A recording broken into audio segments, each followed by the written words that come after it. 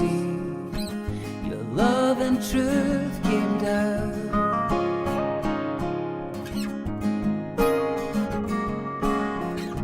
Troubles mounted, oh, when sin was all around.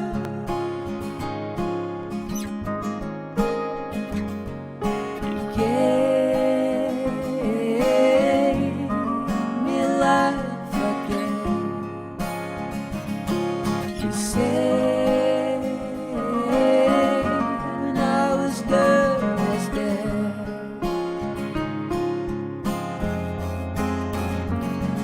You offered up your life, said, here I am. Your body was prepared, here I am. It's written in your word, Lord, here I am. I come.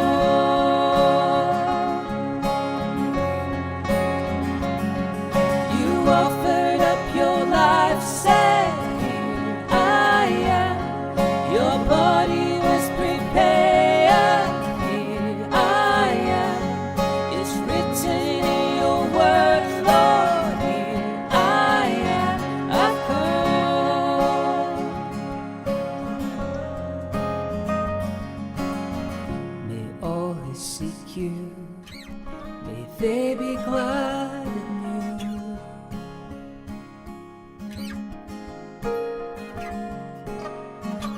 God, you help us, though we are weak and poor.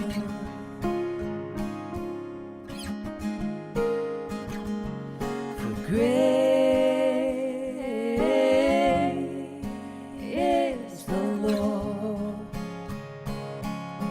great is the Lord, who offered up his life, who came in sacrifice.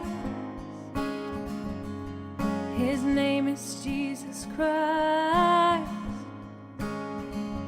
He's come.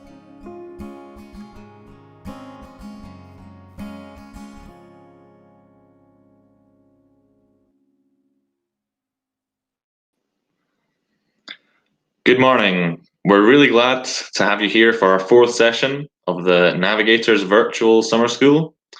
This is our second last day. The week is passing us by. I've been really enjoying it so far and hearing some encouraging things from people who also have. I hope you're finding it helpful and enjoying it. Our aim for summer school is always to equip and encourage people to be fruitful followers of Jesus who pass on that life to others. We want to raise up a generation of people who love Jesus deeply and are eager to play their part in God's work in the world. So we hope that hearing and thinking about these different aspects of our lives of following Jesus through the talks this week, that you're being spurred on to reflect on how you can shape your life around Jesus. So yesterday I asked you for pictures of you and your pets and what you've been up to during this time, and you delivered. So we're going to start today by having a look through what you guys sent in. So first up is Bria in Glasgow, who we saw yesterday. She's growing as a disciple through reflection on her prayer life from the talk with Tom and Judy. Next is Rosie in Inverness. She's a bit newer to Christianity than Bria, but she's being helped along by Dave and Mary, who are doing a good job using the wheel illustration to explain to her how she relates to God and to others. And she's actually reading a printout of the PDF that you might have got after you signed up. Jordan and Rachel sent this one in. This is their pet that they recently got. They called it their quarantine seal. I guess we can see where all their panic bought milk, bread, and beans went, because that's a chunky boy. They told us there's no name yet, but they're thinking of Big Rona. This next one from Mary's actually pretty sad. She said she's got two pets featured, but she says neither are actually alive. It's a bit of a fuzzy picture, but if you look closely, it's Ed and Percy, her water bottle, and her parsley plant. Probably not her fault with the water bottle, but not sure I can say the same for the parsley plant. Although, come to think of it, a hot water bottle and a dead parsley plant is a pretty unlikely combination. My dad often uses leftover kettle water to kill weeds in our back garden on the pavement. Oh no. Did Ed kill Percy? The people need to know, Mary. The people deserve to know. Anyway, this will cheer us up. A lovely one here. We've got Cooper paddling in a river in the sunshine. Looks lovely with the sun glistening off the water. And you got to love his cheeky tongue there as well. That's from Kaylee in Stirling. Here we've got Rachel's dog Flora being a bit of a rascal, giving her a ruthless takedown at Longnidry Beach just outside of Edinburgh.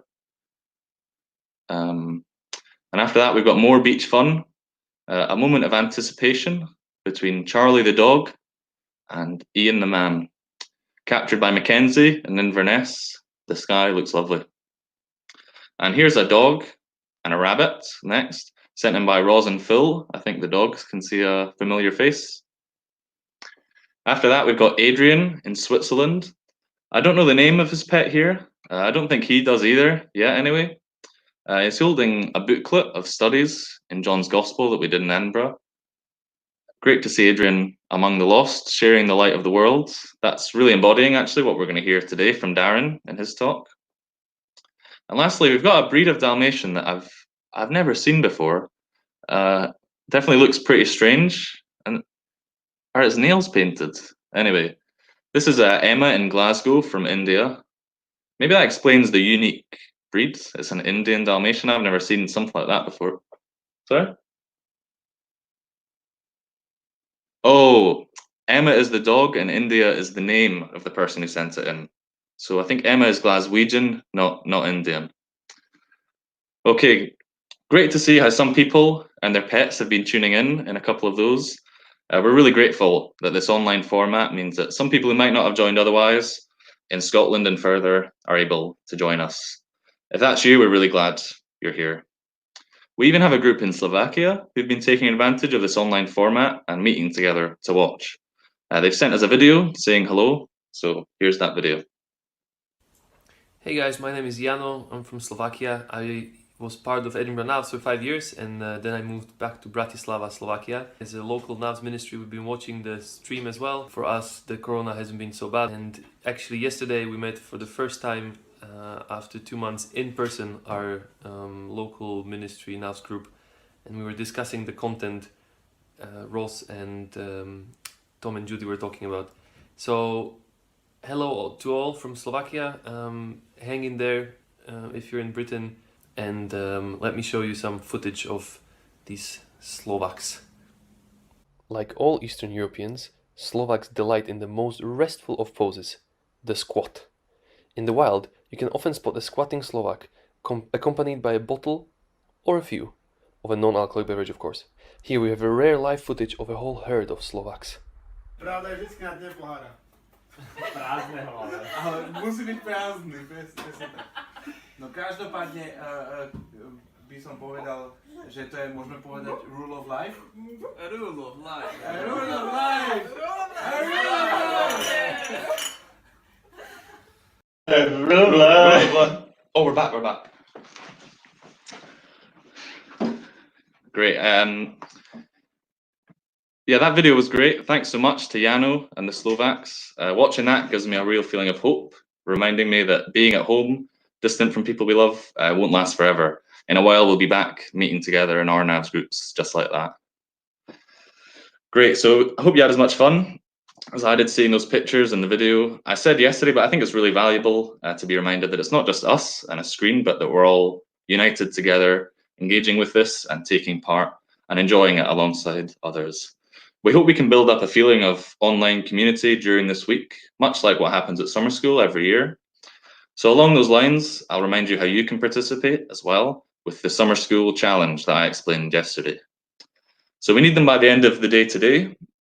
Email your submission into summerschool@navigators.co.uk, just with the picture and your name and where you're from. Just a reminder of what I'm after. I want you to replicate or spoof some recognizable media at home or outside. Could be an album cover, a film poster works well, a famous artwork or a classic movie moment, and send it in to us. I gave some examples in yesterday's stream, so if you want to look back, you can look at those for inspiration. Here's another one I've got that my brother and sister made for a quiz. Can any of you guess what that is? So if you type in the live chat, if you've got any ideas. So this was a Green Book, the film that came out in the last couple of years. So yeah, you can do this on your own or get together with your flatmates to come up with something, or get your mum and dad involved, something like that. I'll post a prize to our favorite one, but cheesy as it is, the big prize will be us all getting to have a laugh together looking through them tomorrow. So if you feel a nugget of an idea there, go for it. Your contribution will bring us all a lot of joy. And if you're overflowing with ideas, feel free to send in a couple. And like I said yesterday, just to remind you, these YouTube live streams will be staying on YouTube afterwards. So if you don't want your face to be on YouTube or anything like that, then probably best to leave it. Great. So by the end of the day, send them into summerschool@navigators.co.uk. Cool. So that's all from me for information, announcements, and silly nonsense. So I'll bring on Darren, who's going to speak to us today. Hello, Darren. How's it going? I'm all right. How are you? I'm good. So just to start off, just who are you, Darren, for people who don't know you? Beyond my name. Yeah, beyond your name. Where are you? What do you do for NAVs? Things like that. Yep. So I work for the Navigators in Glasgow. I head up what we call the City Ministries, which is a collection of different ministry expressions throughout Glasgow. So really, the teams who make up the City Ministry, they do the job. I kind of have a bizarre background role in the whole thing. Is that enough? Yeah, that's great. That's helpful. Thanks. I'm trying to train myself directly at my camera and not at me looking at you on a screen. Yeah, I saw somebody in person for the first time in a while, and I just could not make eye contact. It was very strange. Anyway, Darren, what's something new that's you've introduced into your life since lockdown started? A few things. Becoming a lot more interested in German football. I have discovered I'm pretty awful at baking. I made these cookies a few weeks ago that had the consistency of wafer ham and tasted like fish. They were absolutely manky. And I've regularly been humiliating myself by trying yoga. I genuinely think I'm getting worse. I keep falling over. I fell head first into the camera in front of a load of people. It's helped my back, not my lower back. So. I think when you told me about it the other week, it's an online class, isn't it? So other people see you. It's not just you on your own, right? Yeah. You get feedback. So actually, I'm not joking. This week, she said, "Stop." She said, "Stop hiding and get up." Because she thought I was just off screen, and I just fallen over again. It's pretty bad. Oh wow! Great, cool. Well, I'll just great. I'll just pray for you, Darren, and then hand over to you to give us your talk. Yeah, Lord, we just want to thank you for all the blessings you've given us this week so far, and ask that you'll continue to bless us today and tomorrow, and Darren to talk just now. Pray you'll help us at home who are listening to engage with us well, and to really connect with a person on a screen, and just to listen well and have our hearts be open to being challenged in his talk today. And pray for Darren as he speaks to us. Pray that you'd give him words to say, and you'd be leading him in his talk. In Jesus' name, amen. Amen. Cheers, Ben. So this morning we're going to be looking at the kind of horizontal aspects of the wheel we've been looking at the past couple of days, which are the relationships that work themselves out in the world we live in today. Which in one level is not entirely fair, because this is two subjects we're going to try and look at in one. And if there's one thing I'm not particularly well known for, it's being concise. So I'm going to give it my best shot to try and hold two different things together in one talk. But again, actually, the more I thought about that, the more I realized even the way these things can be presented on the wheel, it can be seen like they are in opposition to one another. On one hand, you've got things like words like discipleship and fellowship, which is essentially relationships with Christians. And then almost it can feel like opposing in the whole other direction is relationships with people who aren't Christians, which we call evangelism or witness, or use those types of words. And I think that can often be the experience for a lot of people when we think about those two different ideas, that they're somehow you act one way and be one way with one group of people, and then you have a whole other way of being to try and convince another group of people to come over here and join you and become like you. Well, there's elements of truth and all that. I hope that is what we look at today. kind of dispels some of that and starts to kind of undo some of the tension that we see when we talk about these subjects. And I think it's an important subject to talk about. Partly, I think it's an important subject to talk about because I work as a therapist, so I spend most of my time talking about the way people relate to themselves and others. But I don't think it takes much to realise that in our culture, a culture which essentially on one hand says, do whatever you want, look after yourself, be number one, pursue your own agenda, yet at the same time also says, have a full experience of all these big and wonderful relationships, the mutual feeding of one another, and that somehow these two things are supposed to sit alongside each other in harmony. Yeah, the experience is often completely different from all of that. And I think that's because in our culture, there's just that tension works itself out in lots of different ways. We see that there's a hunger for a different type and form of relationship. And so when we look at relationships today, it's about the quality of how you are known. Loneliness is very rarely about how many people you know. It's the quality and freedom to which you are known at that depth. And I don't know how you even think about your own relationships and how you define your own friendships. I don't know if you've ever tried the bizarre social experiment where you try to not just put your phone away and not contact anybody for a whole week and see how long it is before somebody contacts you. For most people, especially me, the fear would kick in too quickly. My insecurities would be rife, and I would have to go and make sure somebody out there wants me or loves me and wants to respond to my existence. Or how many people do you truly actually know? How many people truly actually know you? And so when we talk about relationships, it's about quality and depth. It's not just do you know people, it is to the depth and experience we know them. I think there's a hunger for that. If American sitcoms have taught us anything in the decades they have filled our screens, shows like Friends and Modern Family, which are like every time they're put on Netflix, they get a new higher kick of viewers, is because they show us something. They show us a way that family works. They show us a way that relationships work, where it's easy, there's connection, anything bad or difficult that happens is kind of dealt away with as a joke. And I think because it taps into our hunger of, there's a safety of being known and intimate like that, where also nothing really bad happens. Take Friends. You take the laughter track out of Friends and it's not really that funny, is it? But like you have this experience of people who work together, they live together, they sleep together, they have babies together, and everything works out happily and fine. And we're drawn to that for a reason. We're drawn to that because we're seeing something of what we like.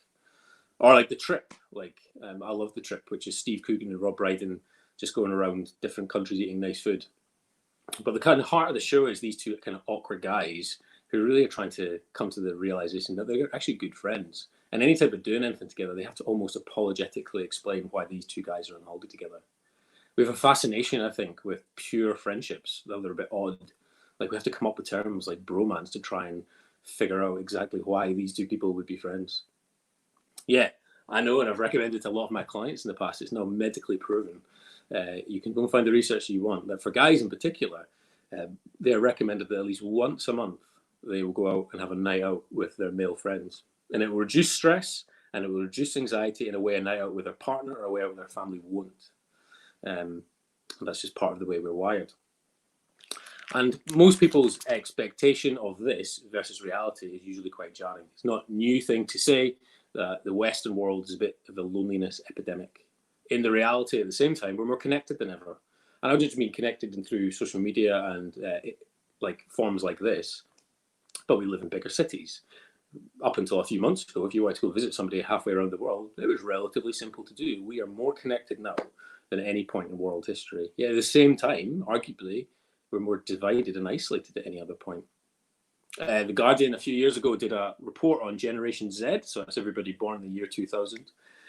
So when they all turned 16 to 17 and becoming adults, they did a survey of them and a report as to what they're like. And it found that they are less secure, more lonely, and more sure of who they are. And they all kind of attributed social isolation as a big factor because of that. In fact, for the first time in a generation, drug use and alcohol use are down. Now, partly that's because of more awareness, but at the same time, it's because they're more isolated and they're more full of anxiety to move out and engage well with others.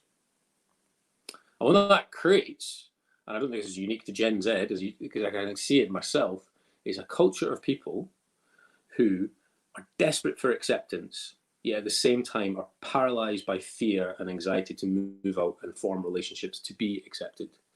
And so what happens is you get this kind of real kind of smashing together and tension of people who are very bored in the present and anxious about the future. And it's a horrible clashing place to be, where you're constantly in the present and the moment you're bored. And boredom is not a feeling, it's a descriptor of usually two feelings, loneliness and anger. So boredom is usually, I'm frustrated with my situation, I want some new relational engagement. But anxiety is fear, a fear-based of rejection. And when these two things sit together, it makes for a very not well at peace group of people on the planet. And that's just simply because when I look for acceptance out with myself from something that isn't God, I try to present a version of myself I think will be accepted. Now, even if that thing is accepted, I get the acceptance I want, it doesn't really last very long, because I'm presenting like a shadow of myself. The thing that's being accepted isn't inherently the real me. So although it's being accepted, it takes work to make that thing be more accepted. And so it's quite shaky. And so what we're going to do for the rest of this talk is I want to briefly look at some principles of who God is, because I think that's an important place to start, about what it means to be made relationally. And then we're going to move into two examples of where God went and did this in the person of Jesus. So we're going to look at three places, one, who God is and what he's like, and I'll have three reflections from that, and then two examples of how Jesus went, so with three reflections in each of those. So we're going to look at three sets of three, which is always a good way of looking at things, or 9 points in a row, depends which way you want to look at it. So firstly, a vision of who we are made to be as people who are built relationally. What we've just described and looked at there is in complete contrast with the way we see the created order and the way that God has made things, particularly in Genesis. And three different things I think that are really important when we think about what it means for us to relate is how God relates. And the first one is that purely and simply, God is relational in and of himself. Our God is three in one. This God exists in perfect harmony and in perfect union with the Spirit and the Son. And we are made in that image.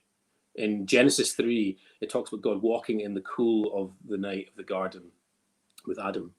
And walking is a Hebrew idiom for friendship, about walking through life. And Adam, in walking through life in friendship with God, had an experience that no human this side of eternity will ever have. Yet God said there was something not completely right about that situation, and that he was alone. God says Adam was alone, even though he's not alone. He has a full experience with God. But what God was affirming was what God mirrors in the Trinity, that Adam needs community and people to see creation the way it's been created, to experience it the way it was designed to be done. And that is not to be done alone, but with others. Secondly, God is love.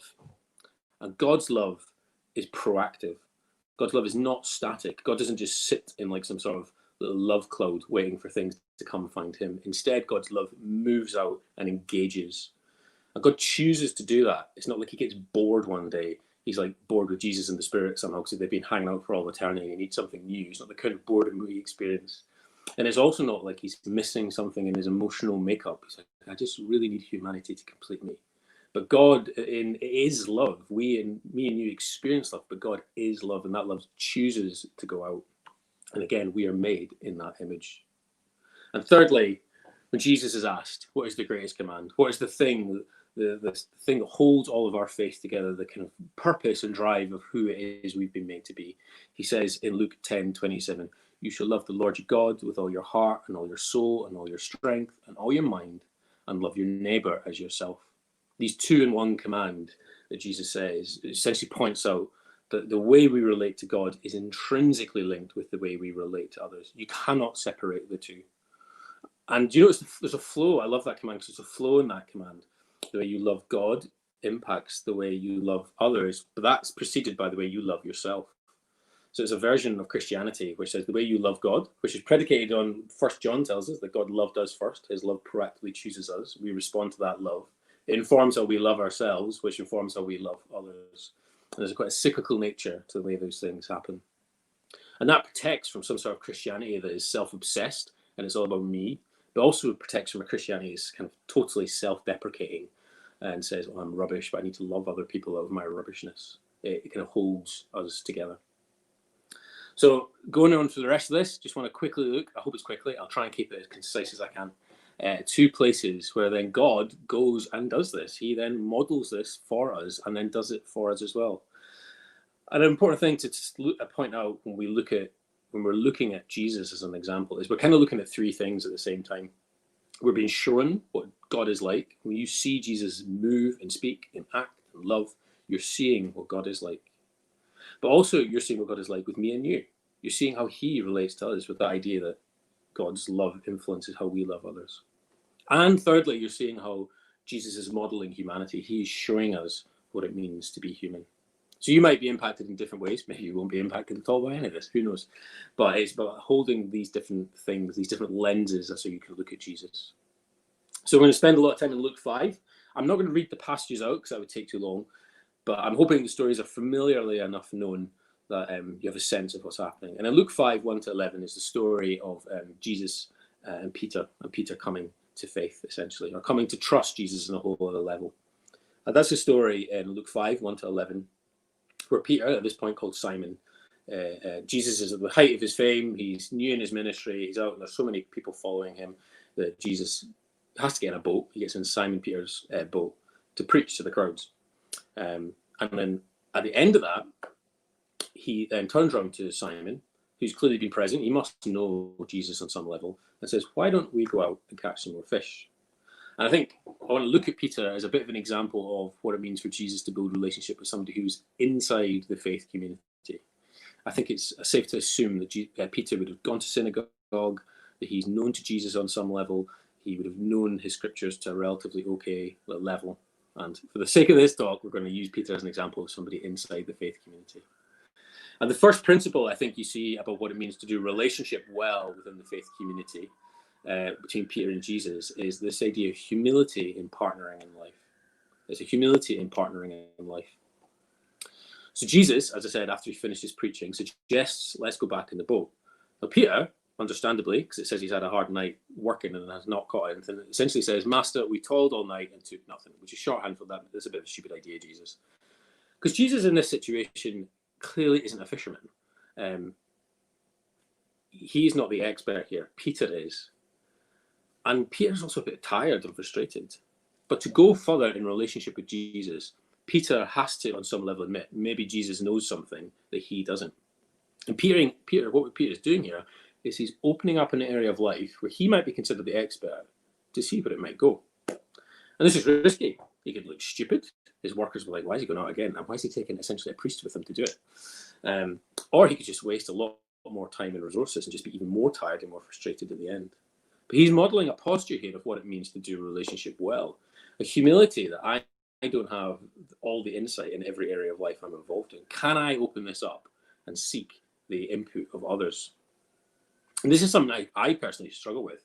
I usually inform people of my decision at the end of the process. Or if I've struggled with something, I'll tell somebody a report of what the struggle was like, but now I'm at the other end. This is different. This is in process. Peter invites Jesus in and is essentially having the humility to say, I might not know everything that's going on here. And that's a real beautiful posture of what it means to do relationship well. Which leads us into the second principle I think you see, which is pretty basic and is based on God is love, is Jesus is engaged. Now, in this part of the world, fishermen would have been really poor. They're the kind of low rung of society.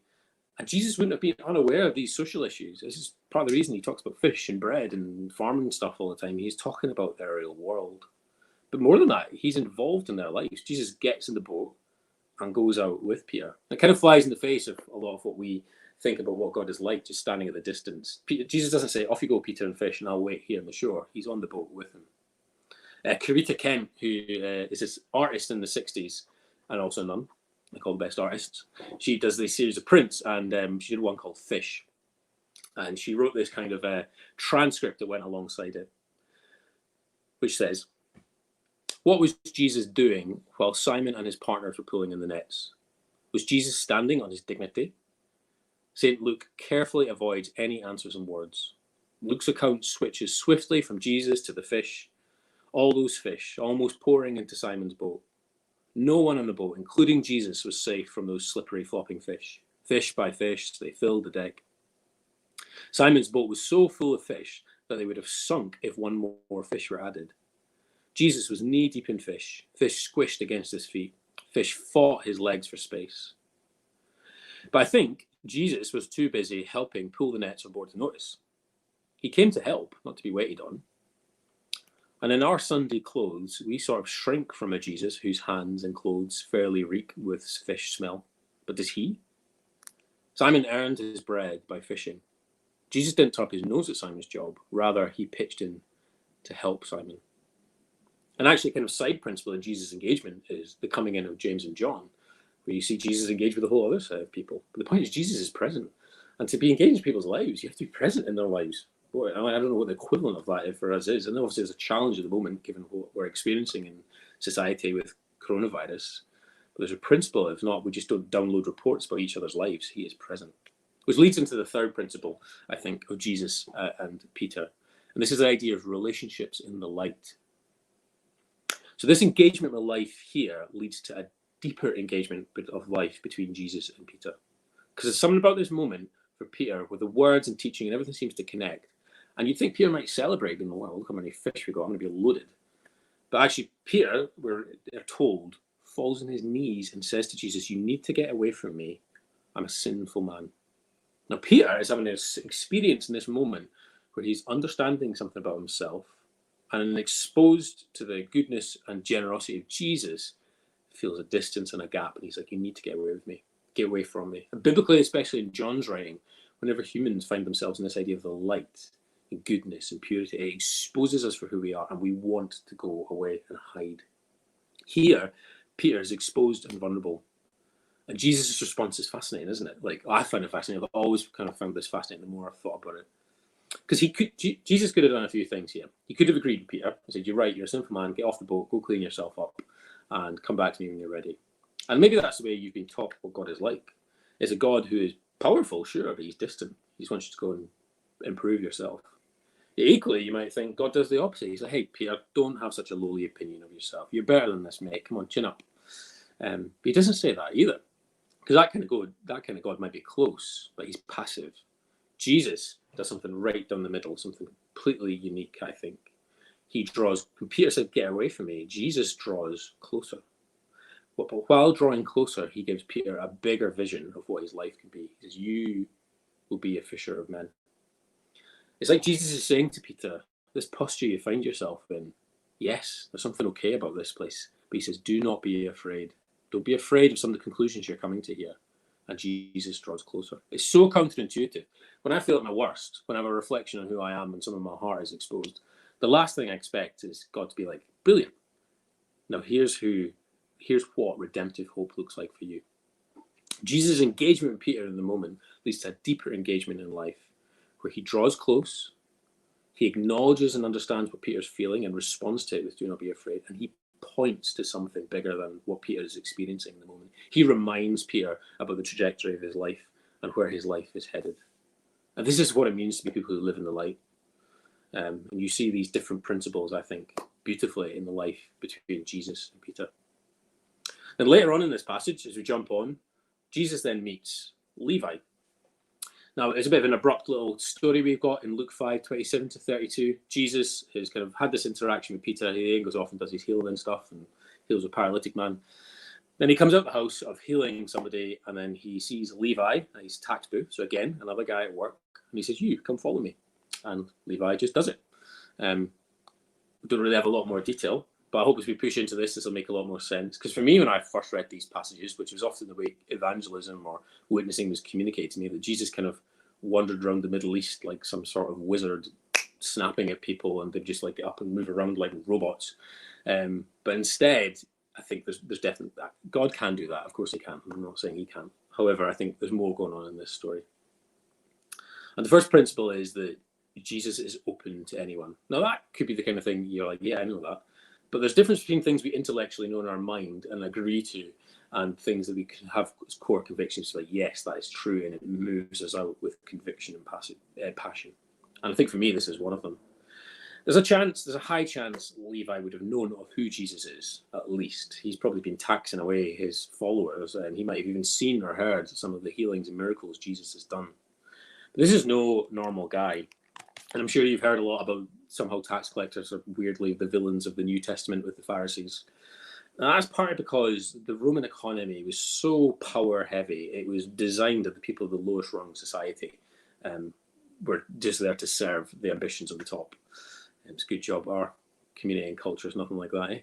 Anyway, and there was just taxes on anything, and especially during the reign of Herod, because Herod had such a luxurious living.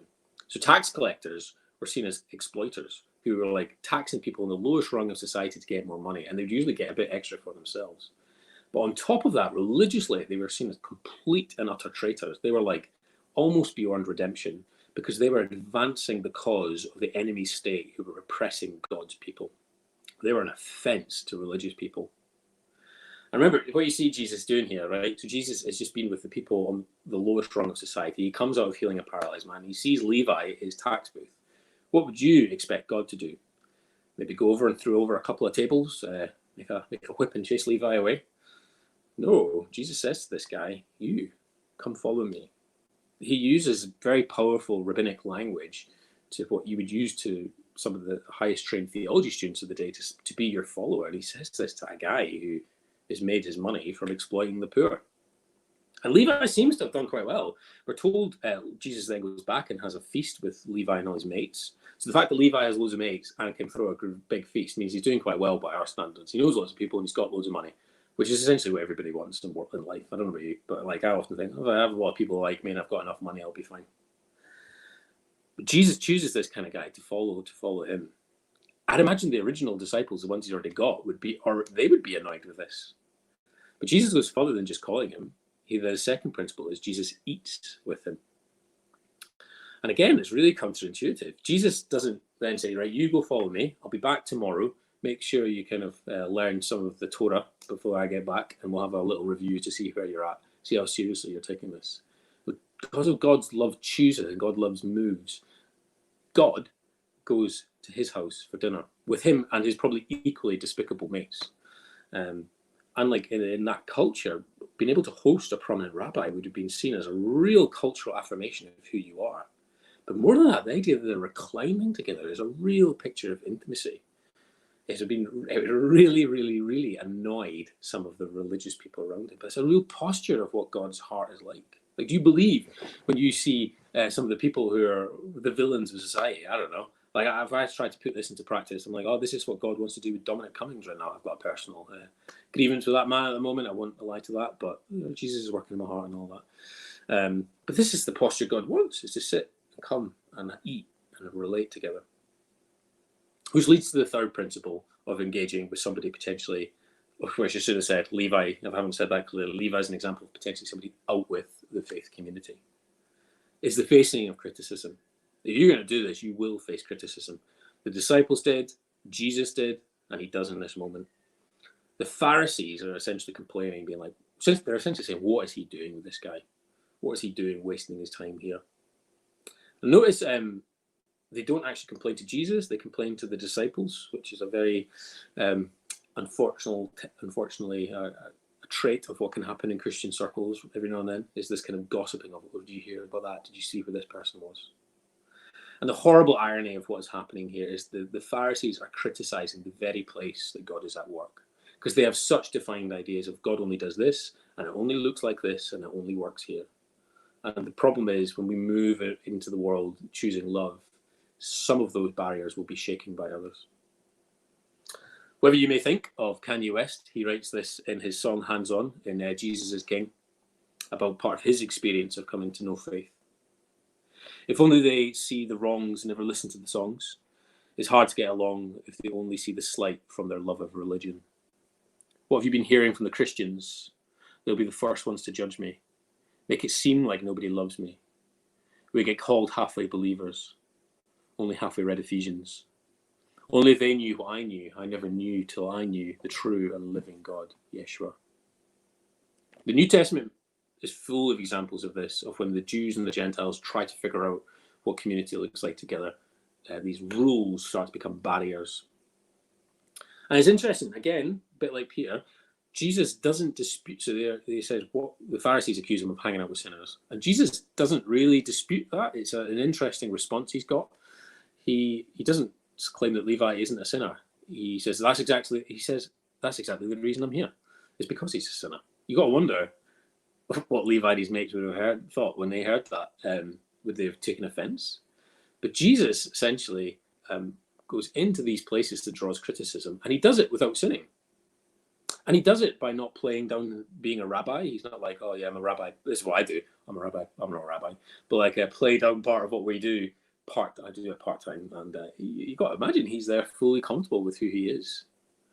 Because Jesus is radically seeking relationship. And this offer of salvation to all people is an offense to some people who have got a very tightly controlled way of how faith should work. And just to end, I just want to kind of end with two little thoughts. Some on living well in the world, and then we'll end with some ideas of how Jesus enables everything we're talking about here. Part of the principle of living well in the world is, I think, that neither Peter or Matthew are left unchanged. Simon becomes Peter, Levi becomes Matthew. Regardless of who people are, regardless of what they believe, Jesus' heart is not just one of acceptance, it's acceptance that leads to change and transformation. I remember when I first became a Christian, it's something that stuck in my mind for years, is my old minister at the church I go to. He used to say that Jesus essentially had a pattern of belong, believe, behave. And the tragedy is Christians get that the wrong way around, and we look for people to behave the right way. And then once they behave the right way, they demonstrate they believe the right things. And once they do that, then they can be part of the club. Whereas Jesus and the community of fellowship radically is generous in going out to Christian or not, to show acceptance and love, and an acceptance and love that leads to a transformation of mind, heart, and spirit, that leads to a transformation of the way we live our lives.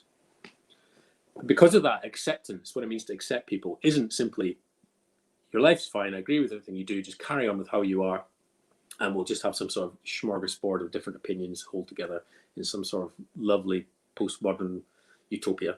That is not what acceptance is. But at the same time, somebody's worth and somebody's value is not predicated on their ability to change how they behave. And if that's the way you see people in the world, like, well, the longer we do a relationship, why aren't they changing how they behave? That's not the core of the gospel. Because essentially what you're doing there is you're potentially looking for them to change something of who they are out with a relationship with Jesus, which is literally the opposite of the gospel. It's heresy to think, well, these people aren't behaving right. Out with a transforming relationship with Jesus. I think because of that challenge, it can be very easy to become isolated as a Christian. I think isolated both ways. You can be isolated in the sense of you're just surrounded by Christians and you actually don't really know people who aren't Christians. And maybe that's because it feels safer, or that's just the way your life is worked out. Or maybe even some sort of dodgy theology, like it's a protection from sin, like all the bad sin is out there and we're safe in here. Which again, theologically is ridiculous when you think about the teaching of sin, that somehow sin is out there and not in here. We're just hidden from it a bit more when we're not in the world. And if that's you, you potentially will just continue to retreat and alienate people even further. But actually, it's a growth-enhancing experience when you're engaged in the lives of people who don't believe and think and act the way you do. It's refining. It exposes the sin in my heart. And if this is you, then maybe lean into and pray into God's heart about what it means to engage in the world. Ask for opportunities. Equally, though, it's not like there's a shortage of people out there who aren't Christians, and they're everywhere. But you can also be isolated the other way.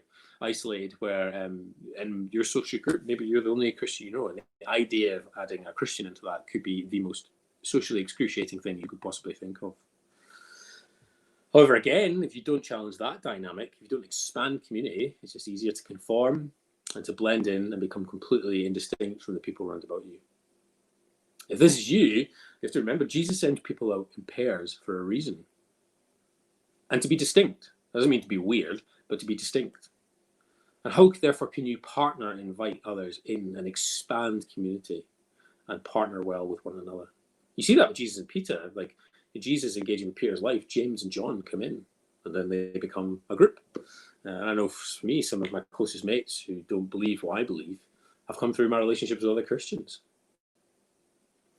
At the end of the day, we're called to love the world. We're called to enjoy it, to celebrate it because it's God's creation. But at the same time, we're called to have compassion on it, to mourn it. So we're called to love the world, but we're not called to be in love with the world. And there's a real nuance in there. And I think only following Jesus helps us to know the difference sometimes. And whenever you're faced with a situation that makes you think, I'm not really sure what it means to engage here well, there's this very basic principle called the two laws, and to ask yourself if you're kind of ever in doubt. The first is the law of love, which essentially is the love your neighbor. So when you approach a situation, you question about what it means for you to be present here. Just ask that situation question of what's it mean to love here. I used to have that situation going on away trips with my family. I used to, when I was first a Christian, be like, well, I'm not doing this. That's bad people doing bad things. Although to my brothers and my dad, if you end up ever watching this, sorry, I'm talking about it. But I realized it's quite a judgmental posture. So what does it mean to love them was to go. But actually in going didn't mean I did everything they did, which is where the second law comes in. If the law of love is about what it means to love well here, then that's often followed by the question of, can I personally handle the choices that this might involve, which is the law of self-control. This is the law that says everything is permissible for me, but not everything is beneficial. 1 Corinthians 6:12. It's about knowing when things might master you rather than temptation, or when you might be tempted. So I just wanted to end there. I mean, but the main thing about this is the proactive love and nature of Jesus. And you're only able to be these types of people with other people is because Jesus does this with us. What Jesus is doing here is he's going past some of the best theological students of the day, and he goes into, it's the equivalent of like him going into Aldi, finding some wee shelf stacker, and then going into some corporate bank and finding a guy who's a raving atheist who makes all his money from selling loans to the poor and saying, you two, you come with me, we're going to make a new group together.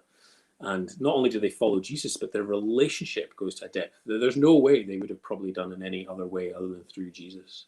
Jesus will, you have to, when you think about doing relationships, it has to be with Jesus. That's why he's at the core of the wheel. He will enable your relationships with Christians or not to go to levels you cannot do by yourself. And that's partly because, this is where I'd like to end, he says to me and you, as he said to these disciples in John 15, greater love is no one than this, that someone would lay down his life for his friends. You are my friends if you do what I command you. No longer do I call you servants, for a servant does not know what his master is doing, but I've called you friends. For all that I have heard from my Father, I have made known to you. Jesus becomes the ultimate relationship with us. When we betray a friend, usually the relationship is broken. But Jesus is saying this to people who are imminently about to betray him. When Jesus is in the garden, he's got his best friends with him. And the Father is saying, you're going to have to break friendship with me to save this law. And what are they doing? They're falling asleep. They're constantly disappointing him. Jesus is constantly for us. He never lets us down. And he is constantly present in our lives. And if you know that in your heart, it frees you to be the kind of people who go out proactively to form relationships with others. And because of that, especially as we head into a post-COVID world where people will be emotionally retreated and emotionally regressed, we have a whole society of people who are a bit lost. And what would it look like for me and you to be people who go out thinking, what does it mean to love my neighbour well in this way? Okay, that's me. There's some questions. Ben, do you come back in? Or is that? Yeah. Great. So thanks very much, Darren, for speaking to us. Here's the questions for you guys. How would you define friendship? God's love is proactive. What's your experience of this? Where can you be like this with others in this time? Are there places where you need to walk more fully in the light? Who can you ask to do this with? What could I look like? What could it look like for you to be a blessing to others in this way? And how can you learn to engage well with the world of people you know who aren't Christians? So if you want to take a note of those or take a picture to remember those, or I'm sure somebody can share them in your group. So yeah, reflect on those or chat about them in your discussion groups if you're in a Scottish ministry group. We're going to take a 5-minute break. So if you're in one of those Scottish ministry groups, get into your Zooms by 11:55. That'd be great. But yeah, I think that's all from us. We'll see you tomorrow for our last session with Colin talking to us. And send in your summer school challenge submissions for tomorrow, as we'll have a great time looking through them. So that's all from us today, from me and Darren. Thanks very much. See you later. Streams make clouds, the city of our God, the city of our God.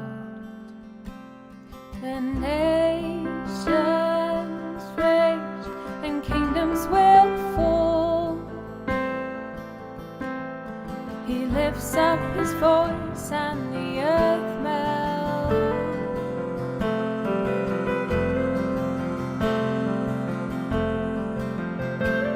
So come, behold the works of his hand.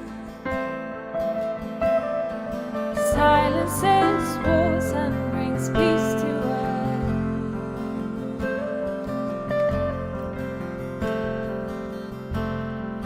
There is a river,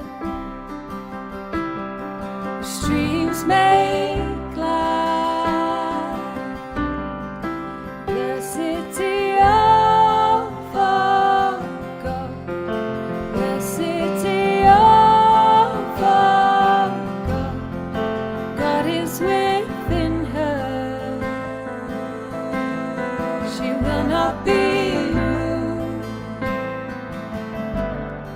His help comes at break of day. His help comes at break of day. Be still and know that He is God. He will be exalted. Be still and know that He is God. Be still and know that He is God. He will be exalted. Be still and know that He is God. Be still and know that He is God. He will be exalted. Be still and know that He is God.